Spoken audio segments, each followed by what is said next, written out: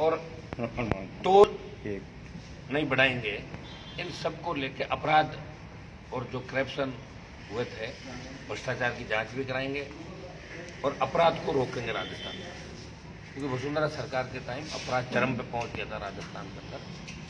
और अब गहलोत सरकार के समय अपराध का ग्राफ बढ़ा। जो राजस्थान अपराध में 23वें स्थान पर आता था भारत के अंदर, वो शायद मेरे हिसाब से 3 से 4 पायदान पर गया। और नागौर, सीकर, झुंझुनू, ये जो हमारे 7 इलाके हैं, ये अपराधियों के ऐशगाह बन गए।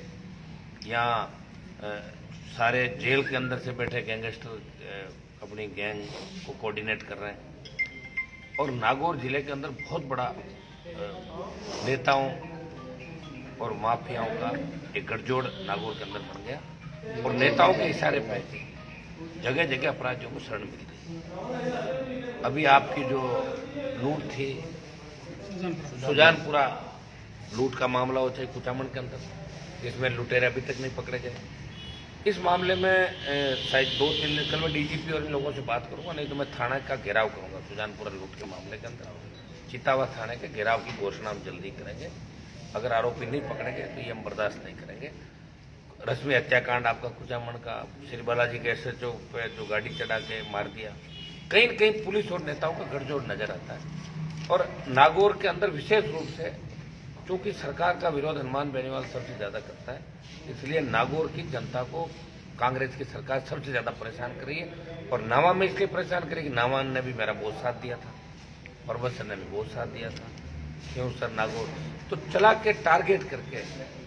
मुझे नहीं लगता गहलोत को शोभा देता होगा।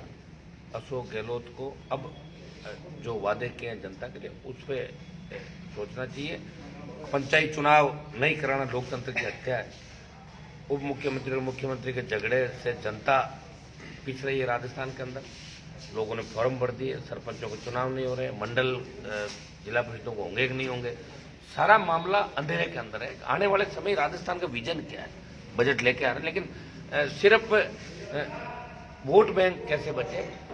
दिल्ली में परिक्रमा मुख्यमंत्री कर रहे हैं लगातार कि मेरी सीट बची रहे। उप मुख्यमंत्री अपना प्रमोशन करने के लिए जूझ रहे हैं। उनको भी मेरे हिसाब से तो अब खुल के लड़ाई लड़नी चाहिए। जब उनका खुद का PWD का बजट पास नहीं हो रहा है तो जनता का क्या भला कर पाएंगे। समय रहते उनको सीट छोड़ देनी चाहिए और खुल के मैदान के अंदर आना चाहिए। इनके मंत्री खुलेआम भ्रष्टाचार कर रहे हैं। अभी जो कोटा के अंदर शिशु बालकों की मौत हुई, जोधपुर के अंदर, बीकानेर के अंदर, अजमेर के अंदर, जयपुर के अंदर, और इस तरह के बयान दिए वहां जाके। मुख्यमंत्री तो खुद तो नहीं गए, लेकिन इनके मंत्री ने ये कहा डॉक्टर्स की मीटिंग लेके कि अब भर्तियां, बच्चों को भर्ती करना बंद कर दो तो अपने आप मौतें कम हो जाएगी। अब ये बयान कोटा के उसके अंदर, तो इससे साफ झलकता है संवेदनशीलता कहीं राजस्थान के अंदर नजर नहीं आ रही। लूट मचाने की होड़ मची हुई है कि कौन कितना लूटता है। हो सकता है कि वापिस समय आया नहीं आए।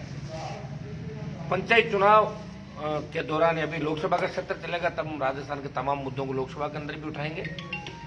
और एक बड़ा आंदोलन राजस्थान के अंदर बेरोजगारों के लिए, किसानों के लिए, जवानों के लिए, और भय मुक्त, अपराध मुक्त राजस्थान हो, टोल मुक्त राजस्थान हो, इसके लिए बड़े आंदोलन की तैयारी RLP पार्टी कर रही है। पहला आंदोलन जोधपुर से अशोक गहलोत के घर से करेंगे और वहां संख्या 2 से 3 लाख होगी। उसके बाद सेकंड जो होगा वो टोंक और अजमेर जो पायलट का इलाका, सेकंड रैली हम वहां करेंगे। करीब 1.5 दर्जन रैलियां RLP राजस्थान के अंदर करेगी। जयपुर को घेरेंगे और यहाँ के किसान जवानों के लिए जो हम कर सकते हैं पूरा प्रयास करेंगे। दिल्ली में भी कोशिश करेंगे कि हमारे पिछड़े हुए नागौर जिले को कोई नए आयाम मिले, कुछ 2-3 सेंट्रल स्कूल मिले, नए सैनिक स्कूल मिले, आपका जो रेलवे के काम है।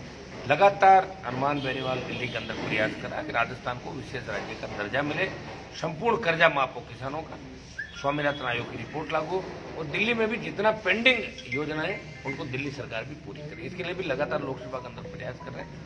लेकिन नागौर में जिस तरह अब खींवसर का बाई इलेक्शन हारने के बाद, पहले गहलोत का बेटा लोकसभा का चुनाव हारे और उसके बाद खींवसर में जब सरकार आ रही तो अब इनका निशाना नागौर टारगेट पे ले चला के यहाँ लोगों को परेशान किया जा रहा।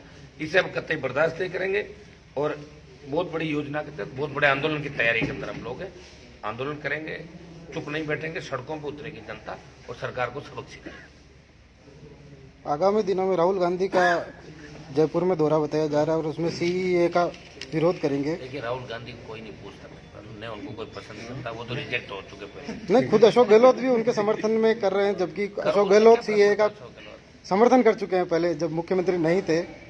अब इनके पास और दूसरा कोई काम तो है नहीं, रोजगार ये दे नहीं पा रहे हैं, किसान आत्महत्याएं कर रहे हैं, तो इनके पास सीए के अलावा मुझे कुछ नहीं बचा कि भाई इससे राजी करें हम लोग।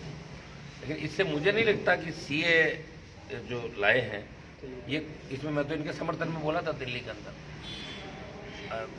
उसके अंदर तो जो अल्पसंख्यक जिन कंट्री से, अफगानिस्तान, पाकिस्तान, बांग्लादेश से अल्पसंख्यक लोग हैं जो आएंगे, हिंदू, जैन, फारसी, बौद्ध, उन सबको नागरिकता देता है। और हिंदुस्तान की सरकार तो मुसलमानों को भी नागरिकता दी है, तो मुसलमानों के खिलाफ थोड़ी है, लेकिन कांग्रेस इसको मुसलमानों के खिलाफ करके भड़काना चाहती है देश की जनता को। वो जनता समझ चुकी है। ये जो धारा 370 और सीए नागरिकता संशोधन विधेयक जो पास हुआ, ये दोनों देश के लिए बहुत बड़ी बात है, ये बहुत हिम्मत वाली बात है। और जनसंख्या नियंत्रण और उसके बाद रोजगार और किसान, ये प्रमुखता से मामले रहेंगे। और हनुमान बेनीवाल किसान और जवानों के लिए लोकसभा मजबूती से लड़ेगा। सेंट्रल सर्विस के जितने भी पद खाली हैं, चाहे दिल्ली के अंदर हमारी खेत सिंचाई की योजना हो किसानों के लिए, क्योंकि किसान अगर नहीं बचेगा तो देश नहीं बचेगा। इसको लेकर भी हम लगातार प्रयास करते रहेंगे और राजस्थान की सरकार को उसका वादा याद दिलाएंगे।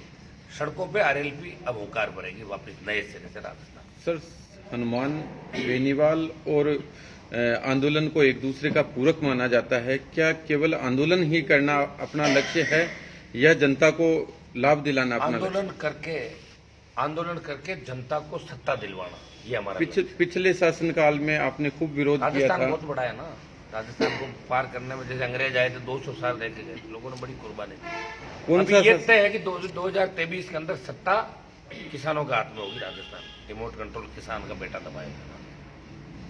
सर, पिछले और इस शासन का कंपैरिजन करें तो कौन सा ठीक है? एक जैसे ही हैं दोनों, एक जैसे ही। आप बताओ, वसुंधरा जी बंगला खाली नहीं कर रही है, गहलोत ने ऑर्डर कर दिया कि बंगला वही रहेगा, गाड़ियां लौटा दी। इस बंगले से क्या मोह इतना, मुझे बताओ। वैसे लोग कहते हैं कि बंगला नहीं ब्यूटी पार्लर है, ऐसा तो बहुत अच्छा बनाया, बहुत पैसा खर्च किया उस पर। हो सकता है गहलोत साहब ब्यूटी पार्लर अपने घर के सामने रखना चाहते होंगे ताकि ब्यूटी दिखाई दे उनको हमें। वाजपेयी नाराज तो नहीं हो जाएंगे आपसे? आप तो मेरा तो अलग दल है साहब, आरएलपी। मैं देखो दिल्ली में गठबंधन के अंदर हूँ, प्रदेश में भी गठबंधन में हूँ। हमें जहाँ आवश्यकता पड़ेगी गठबंधन के दरवाजे खुले रहेंगे, लेकिन हनुमान बेनीवाल अपने विचारों से और अपने उससे समझौता कभी नहीं करेगा। अपना मेरा संघर्ष जारी रहेगा। आरएलपी को राजस्थान में मजबूती दूंगा।